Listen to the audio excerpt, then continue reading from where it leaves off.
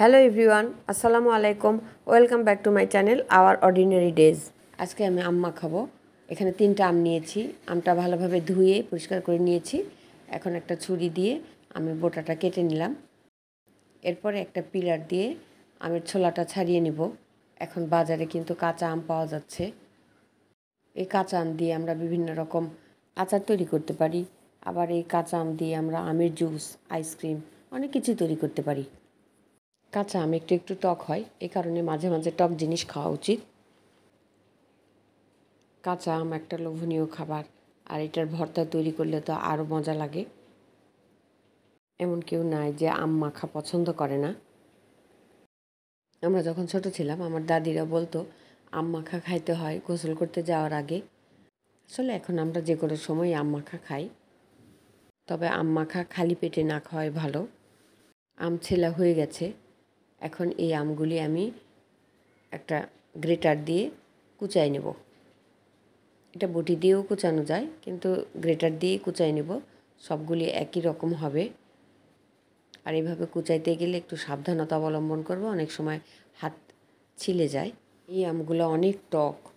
সবগুলো আম আমি এইভাবে কুচাই নিব। শহরে আমরা আম কিনে খাই, কাঁচা আম, কিন্তু গ্রামে বাড়ির আশেপাশে অনেক আম গাছ থাকে, তাদের আম কিনে খেতে হয় না, এমনিতেই পড়ে।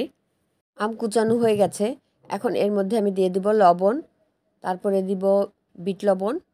বিট লবণ দিলে আম খেতে ভালো লাগে, কাঁচা আম। তারপরে মরিচের গুঁড়া সামান্য পরিমাণে দিব, আর চিনি। যেহেতু এটা টক আম, চিনি একটু বেশি করেই দিতে হয়। এখানে আমি 7-8 চামচ চিনি দিয়েছি চায়ের চামচে। তারপরেও মনে হয় যে টক।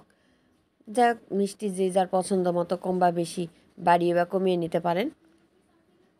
এখন চামচ দিয়ে একটু মিশিয়ে নিব। এই চিনিটা গলে যাওয়া পর্যন্ত আমি মেখে নেব। এখন এর মধ্যে দিয়ে দেব সরিষার তেল। এখন আমি হাত দিয়ে মেখে নেব। হাত দিয়ে ভালোভাবে মেখে নিলে এটা খেতে ভালো লাগে, আর সবগুলি একসাথে ভালোভাবে মিশে যায়। চিনি গলে যাওয়া পর্যন্ত আমি মেখে নেব। মাখানো হয়ে গেছে। এভাবে মাখাতে মাখাতে আমে একটু রস আসবে, মানে চিনিটা গলে যাবে, তারপরে একটু রস রস হবে।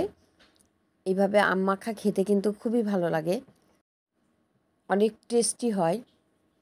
কাঁচা আম মাখানো হয়ে গেছে, খেতে কিন্তু খুব মজা ছিল। আমি এখানে চিনি দিয়ে মাখিয়েছি, কেউ চাইলে গুঁড়ো দিতে পারেন। ভিউয়ার্স, এই আম মাখার রেসিপিটি যদি ভালো লাগে তাহলে প্লিজ লাইক দেবেন, সাবস্ক্রাইব করবেন, আর বেল আইকন বাটন অন করে রাখবেন। আল্লাহ হাফেজ।